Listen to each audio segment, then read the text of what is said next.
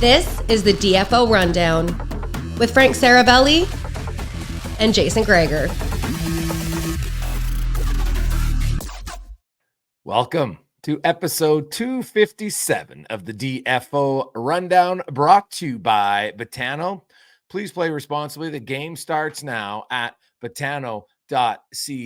And this week, of course, lots of games to key on. But if you were watching the NFL yesterday, you'll never know what's going to happen. So the Monday nighter tonight, do not sleep on it. We'll talk about the Sunday nighter with our Sunday late afternoon game with the Eagles and the Bills yesterday. But the Vikings and the Bears tonight, Justin Fields returns. So whatever game you play at betano.ca, 19 plus. Please play responsibly as we welcome in Frank Seravalli from lovely Philadelphia.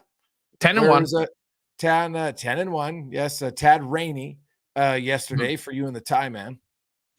Yeah, Tyler, first off, you mentioned how wet it was. I think we also need to separately dry out for a few days after some fun that we had. Tyler came down from Edmonton and spent the weekend here, the long weekend here with U.S. Thanksgiving, got his first taste of Thanksgiving. So pretty awesome weekend, capped off by a pretty unreal end to that game. Yeah, Not for the Bills. No, not for the Bills. Interesting weekend in the National Hockey League. There's lots going on. I guess let's start with what can you tell us about the Corey Perry situation in Chicago? Yeah, this is a tough one. I don't really have very many details to go on, and I think it's been difficult to sift through and sort out exactly what's happening. But I think what's really clear to me from the Blackhawks side of things is that this is some kind of disciplinary action that's being taken. That Corey Perry this is a team decision that they've taken him away from the team. And I don't, they said for the foreseeable future. I don't know where that leads. I don't know what the end game is. I don't know if that means at some point a return is in order, but it seems like a disciplinary decision. And then you see the statement from Corey Perry's agent over the weekend saying that he's taking some time away from the team for personal reasons.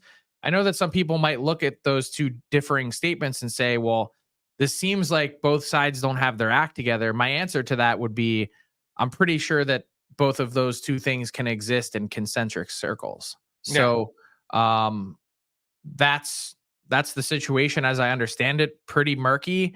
And I think it's one of those ones where when you have solid information, you'll be ready to report, but I certainly don't have that on my end. Yeah, to me, I think it's safe to say that, the team felt there's, something occurred here that I don't know what, and then Corey Perry decides, hey, I gotta step away for personal stuff. So both can happen at the same time, Frank. I think you're bang on. And is this a curfew situation? Is it more than that? Is it a team rule? Is it something? I don't know, but that part is unclear. And part of me really wonders, Frank, because of what happened recently in Chicago that was uncovered, I think that organization will take anything that is remotely, in a gray area, and they will crack down harder maybe than other organizations. They'll be a lot quicker to react to it. Yeah, and I think it's important to say that we don't know what it is, and it may not be linked to that, but let's take a step back. Like if you were running the Chicago Blackhawks, if you're Danny Wirtz, your dad died suddenly and over the summer and leaves you the team, and you're the guy in charge. I mean, wouldn't you be on high alert for anything that comes across your plate that's remotely, unnerving or outside of bounds? Like I would be.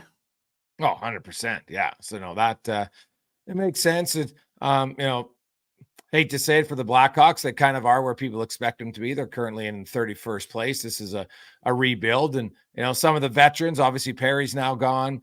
You have Taylor Hall, who is out for the season. So Connor Bedard, suddenly, Frank, the offensive insulation that he was going to have around him is pretty much gone. Yeah, I mean, I think the Blackhawks, especially without those two guys, it certainly leaves or deroads. Is deroads a word? It derails erodes. Way to go, English major. It certainly erodes the structure that they put into place to try and provide some of that support for him. So that part is tough. And I think kind of the amazing thing about watching Bedard this year is he really is capable of doing a lot of it on his own. Yeah. And I certainly feel less crazy now than I did in the preseason when I said 100 points. Those first couple weeks of the season, I was a little nervous. Like, did we hype this guy up too much? But he's pretty damn good. Now, as far as D Rhodes go, I thought maybe you're making a wrestling reference there for Dusty Rhodes. So I guess technically, somebody has been used D Rhodes before, but it's not, derail and E Rhodes together. I get it. And, it makes sense. I do it all the time. So 17 points in 18 games. Nothing's getting deroded for that kid. Yeah. Now, speaking of eroding, Frank, it has not been a good stretch for the Minnesota Wild. They have lost 7 in a row. From afar, my gut, I think I'd be surprised if all of a sudden Dean Evison takes the fall for this, knowing Bill Guerin. But like anything, if it goes on too long, but this was a team last year that I think played excellent. They had a group that everybody caught fire. Their goaltending was very good, but they also were playing with basically $15 million in dead cap space that no one else had to deal with, and they're doing that again. And I thought eventually that would catch up to a team. I think it limits your ability to ice an equally competitive team in the salary cap era, or do you think that's just a cop-out? I think that's bullshit. All right. And look, I had Bill Guerin on, frankly speaking, last week. It dropped, and we discussed that at length, the idea of the cap situation. And he's like, the players don't care about that. I don't care about that. Is it a real thing? Yes. But his point was, he made the joke. He goes, these guys set the bar. It wasn't just one 100-point season. It was 2 100-point seasons in a row with massive dead cap space. And when you do that, you've proven that you can play with those limitations, and the team is mostly the same this time around. Yeah, they've really missed Jared Spurgeon to start the year, but what gives? Like, why are they struggling in the way that they have? Why has their penalty kill been as bad as it's been? What the Wild are looking at, and I agree with you, I don't think Dean Evison's on the hot seat. I think Bill Guerin believes that Dean Evison is a good coach, and that part really comes clear in the interview. It's the penalty kill. They've struggled to defend well. They give up, a lot, and the goaltending has suffered as a result. And when you mash all those things together, at least according to Bill Guerin, what surprises him the most is that a lot of it comes down to work ethic and compete.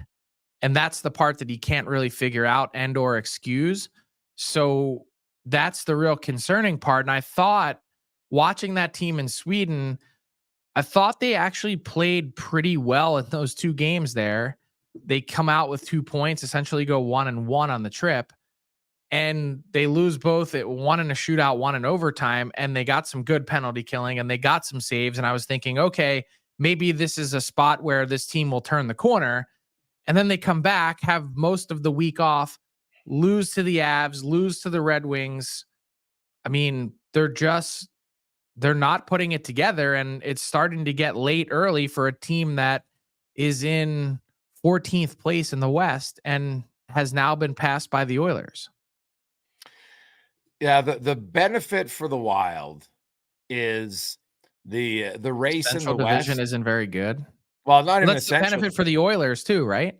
Yeah. Well, I'll say this today, Frank. The Oilers are making the playoffs, right? If you look at the teams in the wild card race, St. Louis is the only team over 500 through the first quarter of the season. It's mush. Yeah. So straight up mush. Do you think any of these teams are going to have trouble passing the Blues, Kraken, Preds, Coyotes? I mean, now the Ducks. Yeah, well, That's Ducks why are the door is wide open for a team like Calgary, who's playing way better. No, I think Calgary and Edmonton definitely have a legit shot. Like, Nashville's on the heater right now. They've won 5 in a row to get back to 500.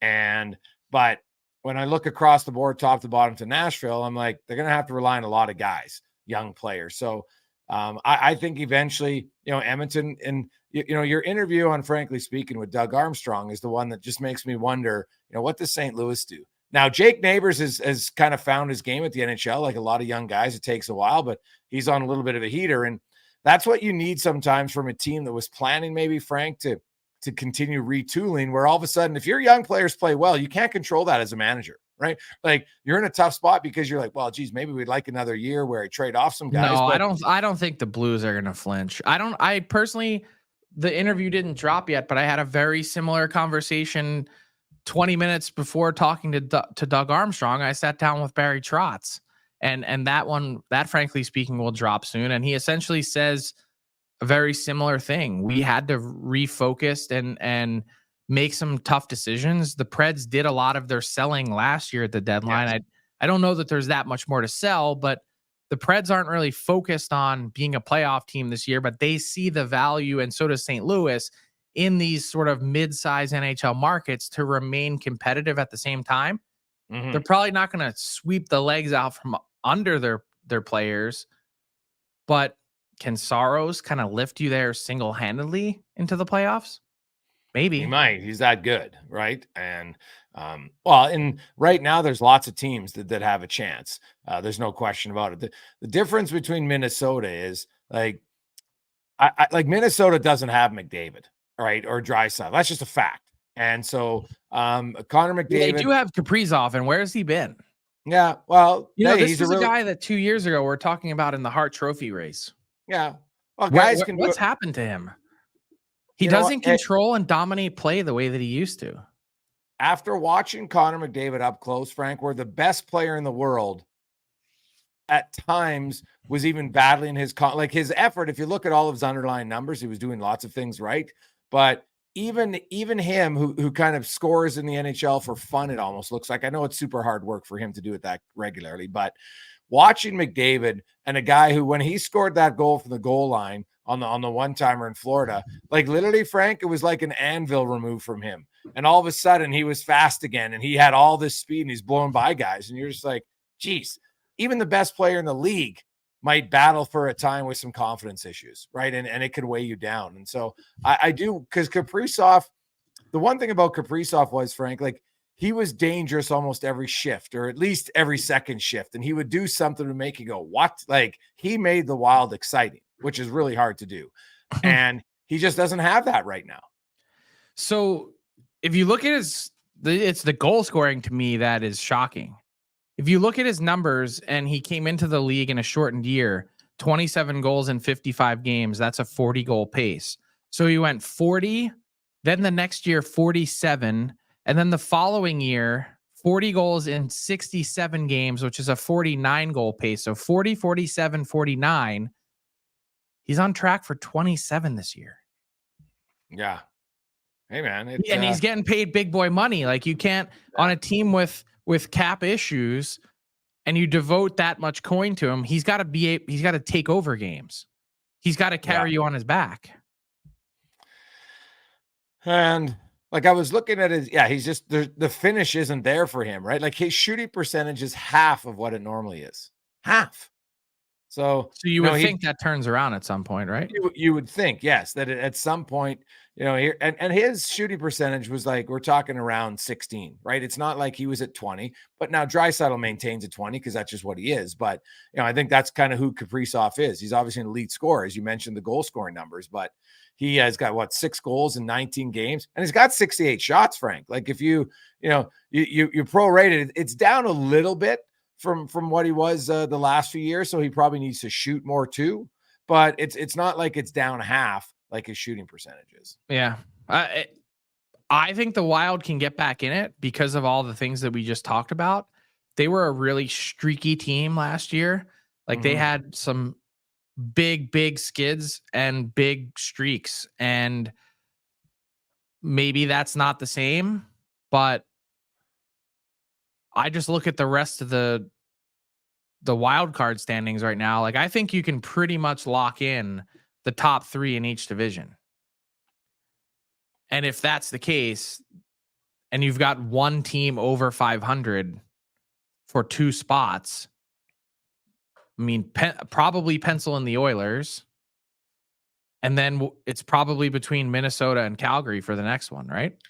Yeah, I think you can make an argument, Frank. You'll have a much better sense of the Wild in their next 8 games because they play St. Louis, they play Nashville, they play Calgary, Edmonton, Seattle, right? Then and Calgary again twice. So that's 6 out of 8. They got Chicago and Vancouver in the other games there. And Chicago right now is a team you should beat.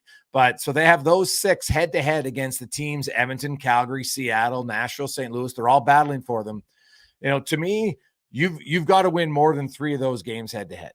I think you have to. Yeah, you got to win 5. Yes. And so I think Wild fans will know by December 15th where legit. I think their odds obviously are a little bit lower right now. There's no question the way they're going, but the next 8 games, that's going to be their season, honestly. Because if you get too far behind, then now you're into the middle of December, right? And I know I've been saying that for the Oilers too. If they don't get to level ground, I said they really need to get to level ground by the midway point. 41 points in 41 games. That they're not really that far away from doing that now. No, the thing about Edmonton is, Frank, that as much, and I wrote about it, everybody was talking about their goaltending, and rightfully so, and their goals against, and rightfully so. But the one element of their game that wasn't good was their offense. Right, like Connor McDavid after 14 games, Frank, was less than a point a game player. Like, are you kidding me? Like that doesn't happen. He was 108th in scoring last Sunday night. So last Monday morning, a week ago. He's in the top 20 now, right? No, now he's tied for 13th. He's technically 16th because of goals, right? And so he's went from 108th in 4 games to 16th. I mean, that's what 9 points in 2 games will do for you. Yeah. Well, he's got 12 and 3 and he gets going. And so did you see Leon Draisaitl hit on his one-timer last night? He had fanned on one-timers before. So it wasn't like they weren't getting him. He was fanning on it, which he normally doesn't do. Like if you miss the net, that's one thing, right? Like Brett Hall always said, he goes, and Adam Oates said, the reason Brett Hall was so good as a one-timer was he never missed the puck.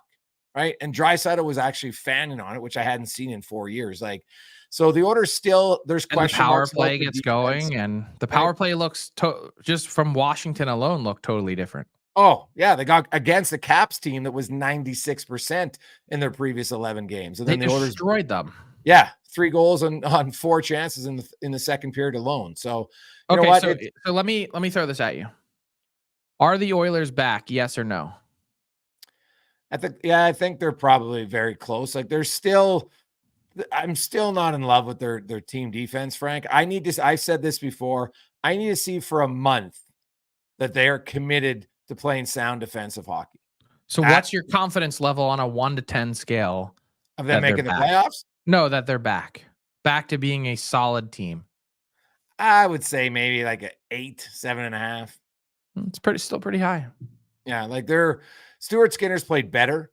No question. Right. Like you look in 5 of their last 8 games, Frank, they've allowed 7 goals combined. They've won all those games. Like now, granted, they beat some of the weaker teams as far as offense goes in those stretches. So they had a 2-0 lead. They blew it in Florida. They had a 2-0 lead. They blew it in Tampa. So, the Carolina game, they're a terrible matchup for Carolina. Kane's kind of beat them for fun, and they did again. But, to me, the big game is they got Vegas on Tuesday, a scheduling advantage because it's Vegas' 3rd game in 4 nights, 2nd of a back-to-back.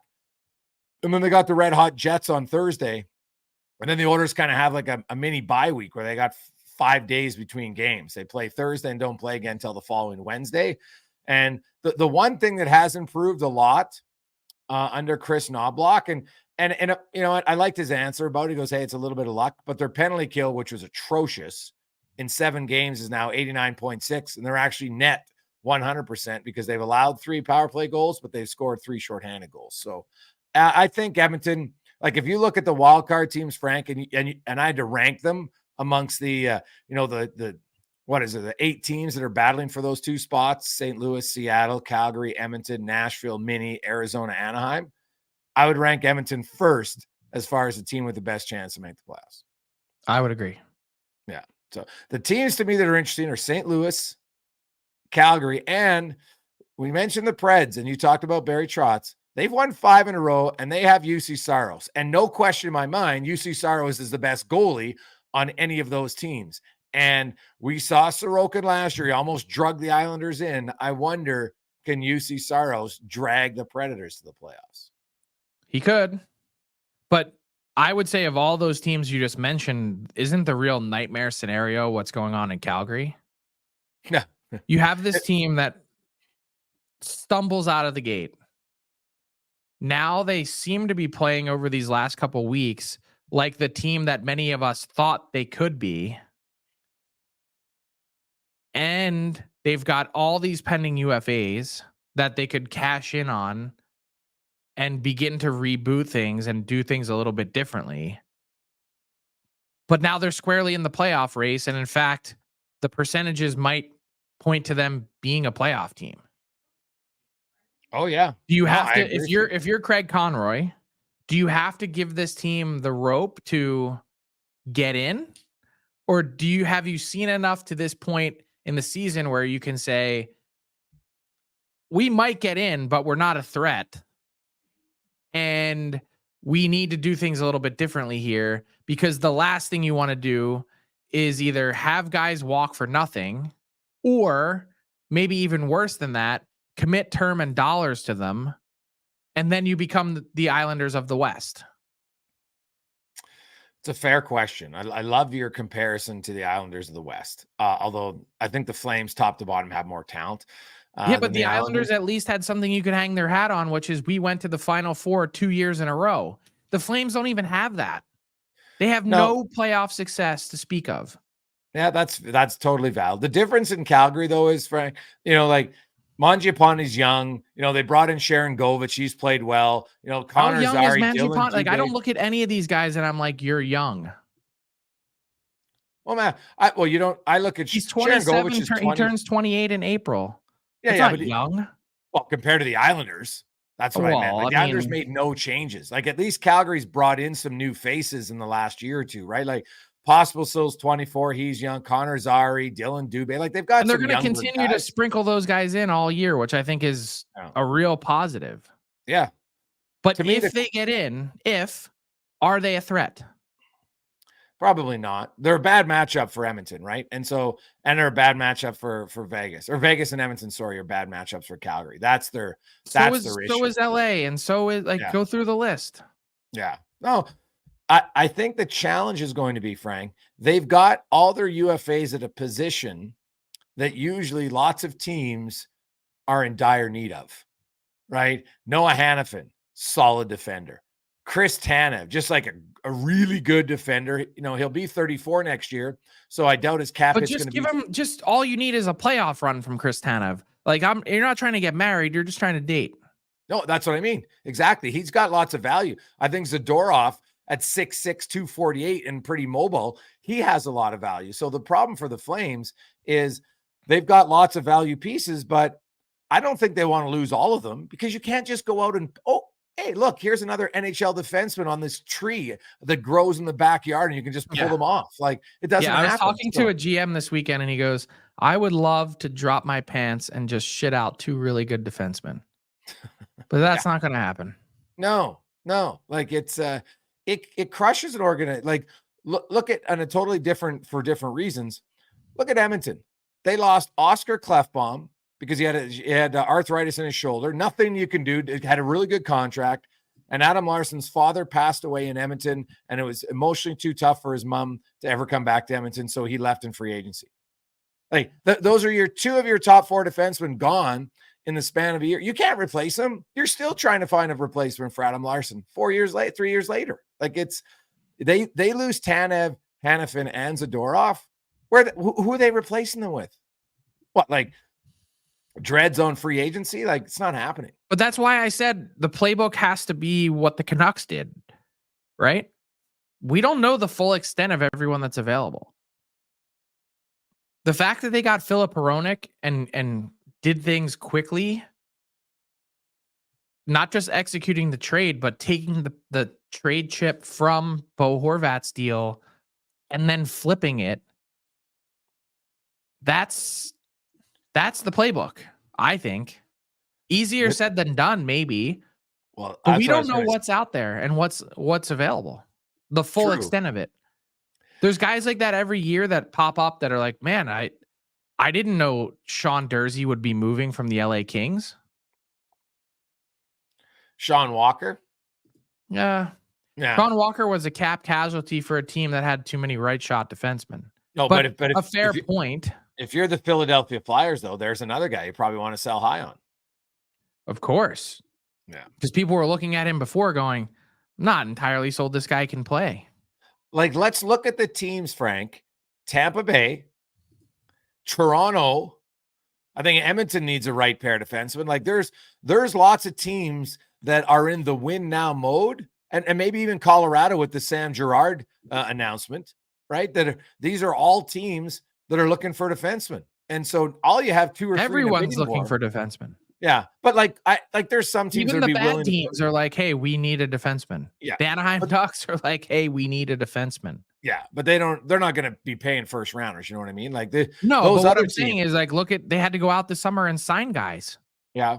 Oh, they're hard to find. Right. So no, I think you're right. Calgary's in a tough spot because I think in that market, kind of like, I don't know if like, I've seen mixed reports from fans about, we'd commit to a rebuild. I just, when people say that, I don't think they really understand the depth and how painful it can be. Like a rebuild is like, oh, we win Connor Bedard. That's what people always think of the best case scenario.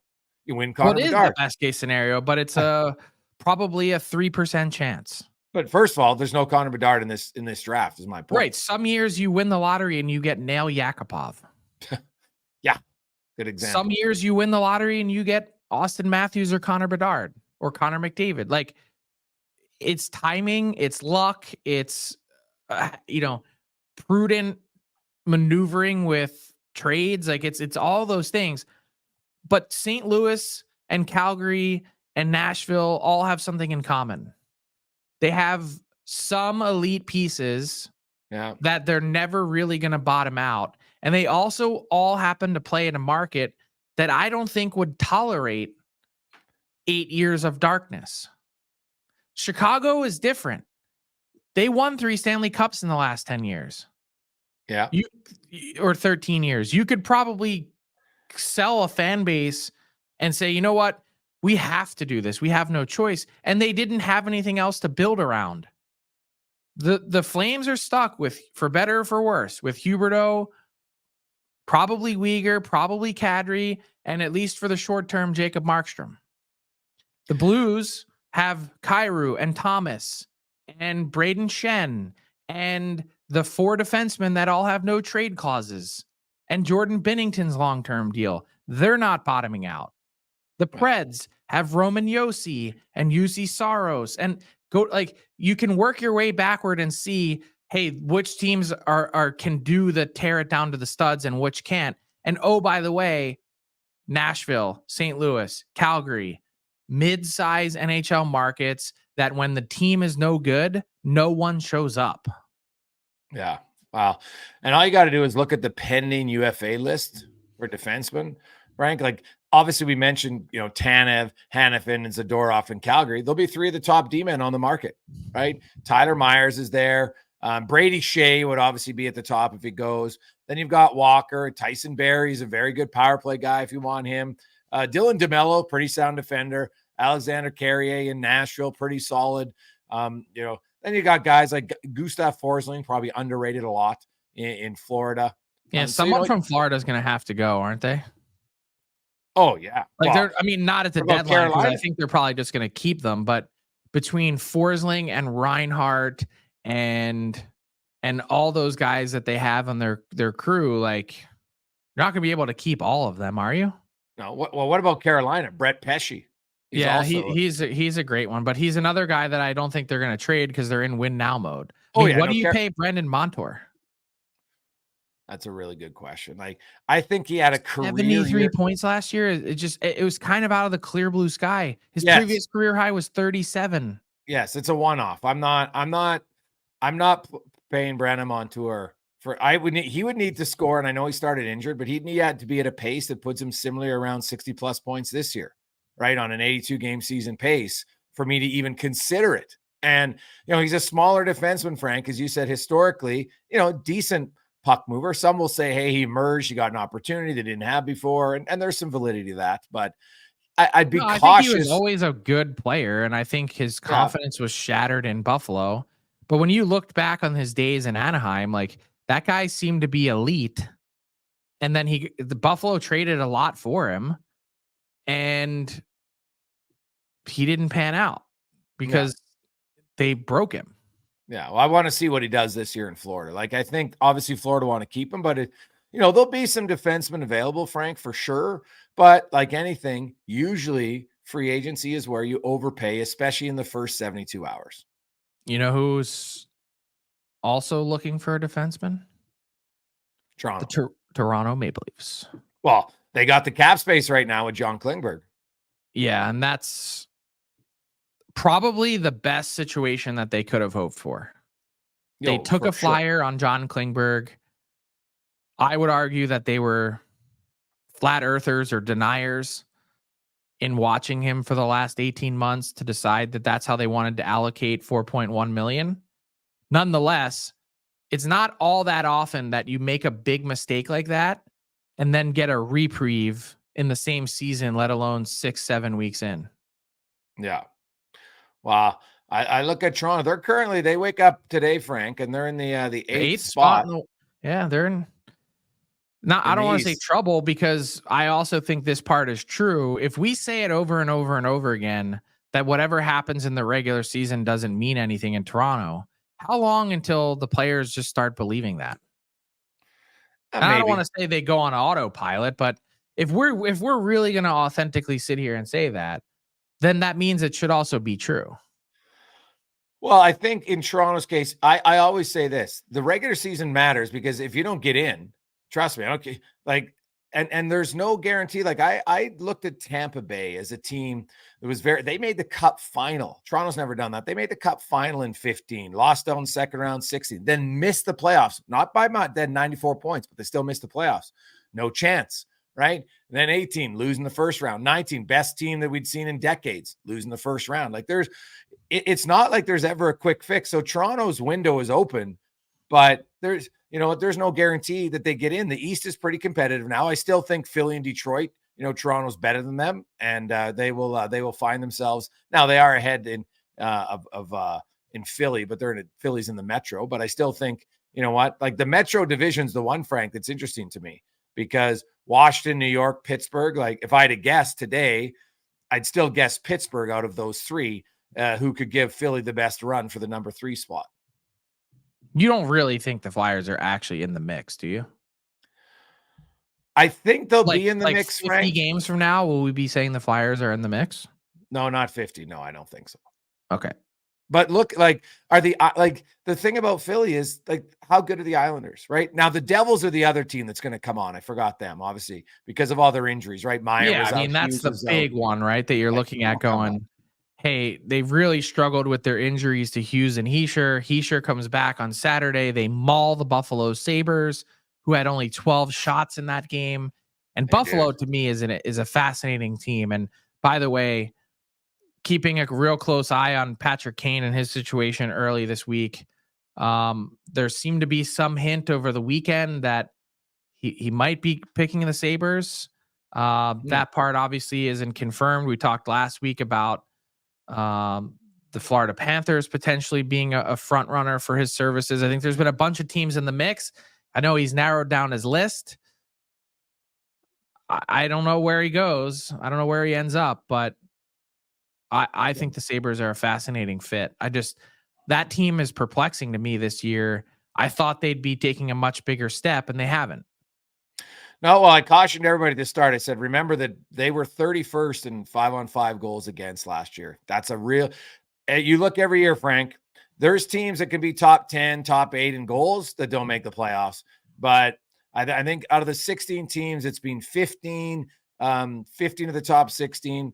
And then there was like 19 of the top 16 all make the playoffs. Like, you got to be a better team defensively 5-on-5, and that's their challenge. And then you throw in the fact that their best players out. I still think they're a team that's, that's young enough where it's harder for them to overcome the loss of their best player than it would be for like Boston or other teams like that. Yeah, I agree. So I love playing this game, but like, let's say that the Bruins, Panthers, Rangers, and Hurricanes, and probably the Lightning and Leafs are locked in. That's 6. Yeah. Who's getting the last 2 spots? I still think Pittsburgh gets in. And did you say the Devils? I didn't, because they're so far back now. Well, I'll put the Devils in. Like they're 4 points behind the wild card spot. They'll get in. What are they? Yeah, they're 4 points behind the Flyers with 2 games in hand. So I don't have much concern about New Jersey. Okay. Yeah, I think they're that good. Like, so you take your 3 best forwards out of the lineup, Frank. I don't care who you are. That's you're going to struggle. So that's what we saw. So as long as Hughes and Meyer and Heischer come back and they're healthy and they're ready to go, the Devils, I don't have any concern of them. Now, I also didn't have the Devils as a legit cup contender because I think there's a lot of youth on their back end. Come playoff time, that's not a recipe for success. I agree. But I think they're a lock playoff team. Okay. So we mentioned the John Klingberg deal, and you could then potentially make Brad Treliving our Crown Royal generous guy of the week. And Crown Royal reminds you that generosity lives in all the small things. Crown Royal, crown everything. But I'm going to go in a different direction for generous guy this week. I'm going to go with Cale Makar, the Calgary kid. He invites down the Snow family for a game against the Calgary Flames. And not only that, but gives Chris Snow's 2 kids, Willa and Cohen, signed jerseys with a nice message on the back. Obviously, that's a story that hit everyone in the hockey world pretty hard. And you think Chris Snow and you think Calgary Flames, but nice to see other teams branching out and inviting the Snows down for a game in Denver. Cohen, Snow reading the lineup card in the locker room pregame as well. Pretty cool scene over the weekend.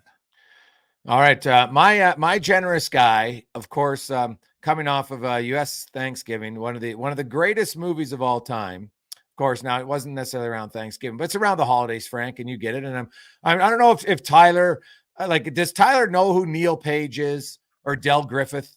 Like, I would like to think he would. 2 of the greatest characters ever in a comedy, in Planes, Trains, and Automobiles with John Candy and Steve Martin. Good. And so essentially it's like you two, I'm going to give Frank the generous guy this week because he was kind of playing the role of Neil Page, where, he welcomes in Tyler, a Canadian lost in the American wilderness of Thanksgiving, probably, a little scared to walk into a mall on a Black Friday or not. And then he invites him in, gets all the fixings for the dinner, goes golfing in late November, which Canadians never get to do for the most part. And then takes him to a game, gets like field passes for his favorite team, the Bills, taking on the Eagles. It's a back and forth game. I'm sure for a lot of that game, Yaremchuk's in there just crushing the beer, celebrating life because the Bills were up. And then Jason Elliott comes and kicks 159 yards, which is a real kick in the junk for Ty, and then Hurts wins it. So then Frank has to tuck him in on a Sunday night, probably a little sideways, to ensure that he's good to go and wrap up what's a pretty cool trip. So Frank is my generous guy and channeling his inner Neil Page. Now, Neil Page and Del Griffith, anybody who's watched Planes, Trains, and Automobiles, you guys might be the different personalities, I would say. Yeah, I would be the John Candy of that. 100%.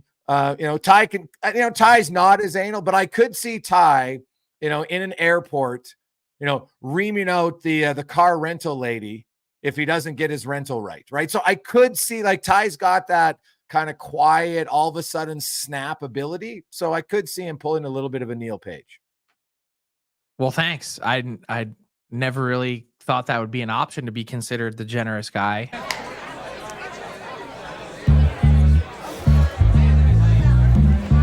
There you go. We had a great weekend down here. Ty's sitting 5 feet to my left here. Yeah.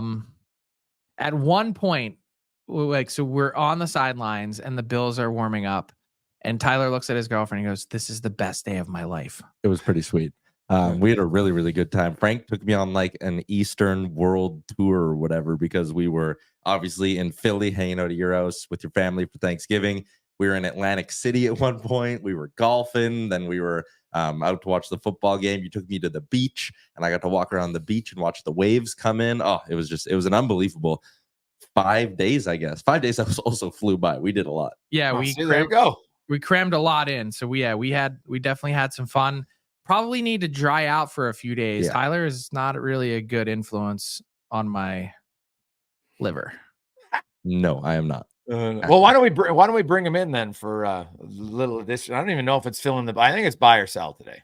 You are correct. It is buy or sell this week, and it is delivered by DoorDash. Frank and I used DoorDash last night, and in true Philly fashion, I got a cheesesteak delivered to drown my sorrows after and soak up a few But things. then the after Oilers Bills were lost. on, and Tyler was sitting on my couch cheering with a McDavid goal, and I was like, oh, the Bills lost, but all seemed to be right in the world last night. At least one sports team didn't completely rip out my soul. If you're one of our Canadian listeners, you can download the DoorDash app today, get 25% off and 0 delivery fees on your first order of $15 or more when you use the promo code NATION25. All right, gentlemen, let's start with this. One of the headlines from the weekend that was kind of making the rounds on Twitter: Jacob Trouba swinging his stick at Trent Frederick. Some would say maybe accidentally, but regardless, he got just a $5,000 fine. Frank, I'll start with you. Are you buying or selling on just a fine for Jacob Trouba?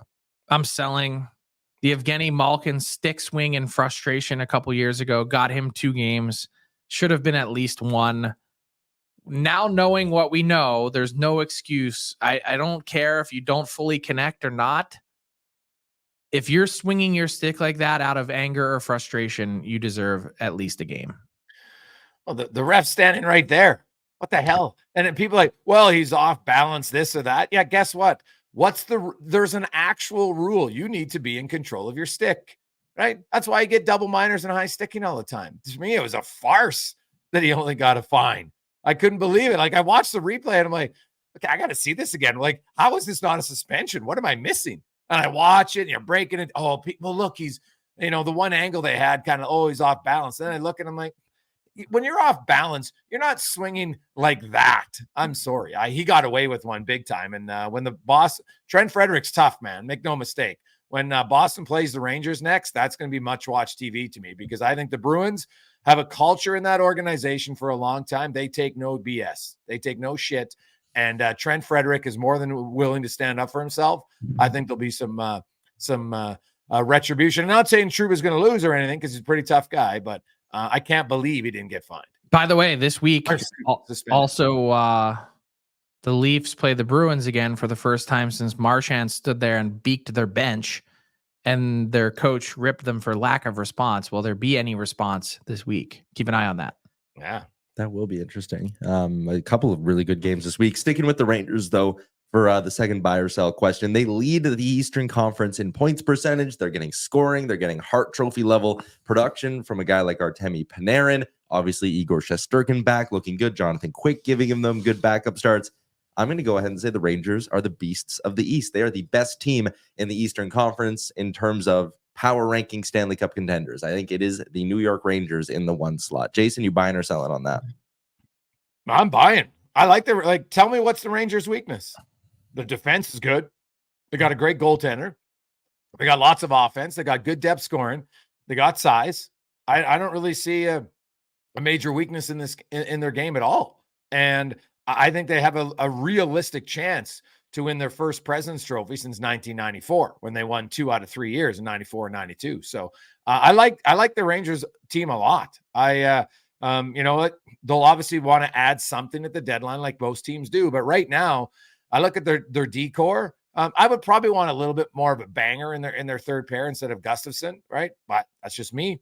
Come playoff time, but overall, there's not a lot to complain about the Rangers. They've been pretty consistent. Like, they're on a heater now, 8-1-1. But prior to that, they were 7-2. Like, they've been really good. Frank, buying or selling? Rangers as the number 1 cup contender in the East. I'm going to sell. I like the Rangers, but I would take the field. I like Boston and what they've done this year. Hard to argue that their goaltending isn't good enough to carry them there like the Rangers has been. I think top to bottom, the Bruins defense core is better, which says a lot because the Rangers have looked pretty stout. I think the Rangers have better high end or higher end, but I think from top to bottom, the Bruins are there. And honestly, I can't really argue with the Florida Panthers and their start, because think about how much better they're getting right now with Ekblad and Montour coming back. Like, that offense has been legit. Sam Reinhart has been a beast. Matthew Tkachuk is there. They already got to the Cup final, and they know what that feels like and that experience is. So I'd have a hard time saying right at this moment in time that the Rangers are clear-cut anything better than Florida or Boston. Fair as well. All right. We are almost in December, which is wild that 2023 is coming to a close right away. We will see a significant trade before 2023 ends. Frank, you buying or selling on a big deal in the next 5 weeks? Buy. I think the Leafs have some money to burn. I think at some point we'll get some clarity on the Flame situation. And by the way, I think if the Leafs are going to pick one defenseman off the Flames roster, it wouldn't be Zadorov. It would be Tanev. I would say the Hurricanes are always up to stuff. The Tampa Bay Lightning could be in a spot to make a move. Will the Sabres or Wild or one of these other teams, the Sens, will they make a trade to sort of get them out of the spot that they're in? I think perfect timing this week with my first trade targets coming out later this week. There will be some action before New Year's Eve. Jay? Well, you got the Christmas freeze, to me is where I think so that's 26 days.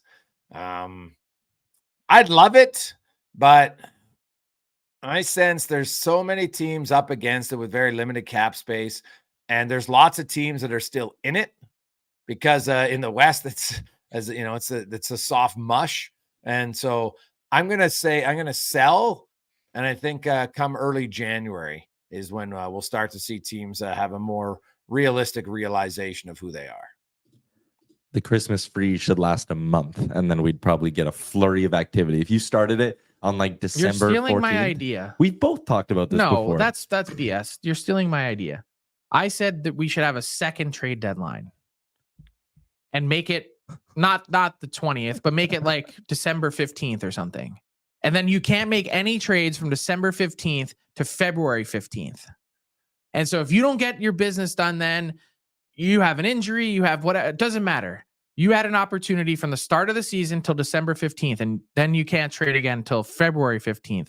Think about it like the European soccer transfer windows, where there's two of them, and those are the only two times you can kind of do your business all year. That's it. That's the key to success to making trades happen, is give GMs a deadline. They need something, a little push. Because I'm convinced, Jay, and I don't know about you, I'm convinced if there was no deadline in March, that we wouldn't see any trades.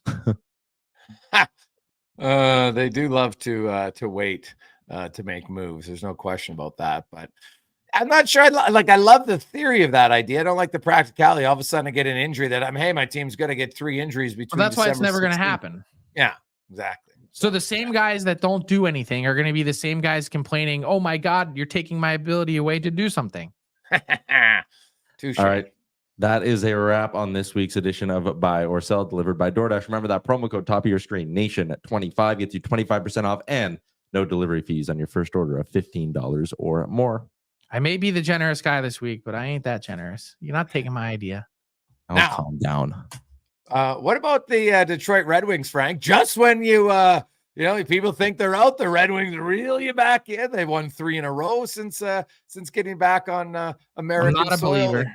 They got themselves in the playoffs. But is this Shane what we're going to see? Gostisbehere has had a ridiculous season, by the way. Yeah, and by the way, pending free agent. But is Detroit? Are they going to be just good enough to stay in the mix, Frank, and then miss the playoffs by 2 to 4 points? Potentially. I mean, I watched that team again, closely in Sweden. They don't strike me as a team that has the goods to get there. But I also didn't see this season playing out the way that it has for the Sabres, for the Devils, for the Cap. I mean, even, the Caps in a good way, the Penguins. There's been a lot of things that I think have happened this early season that are, I don't want to say outliers, because every year we get 6 to 7 things that happen that no one really saw coming. I've said it all along, and I'll be consistent. I just don't like the Red Wings defense, but that's me. No, that's fair. They're an interesting team to watch. I love it. Frankie, have a good week. You and Ty have fun, get a nap in, and we will chat with you guys later this week. Just not together. I'm going to drop him off at the airport later. Yeah, okay. Those aren't pillows. Thank you for watching the DFO Rundown. Hit the subscribe button to never miss a show. And for more, visit dailyfaceoff.com.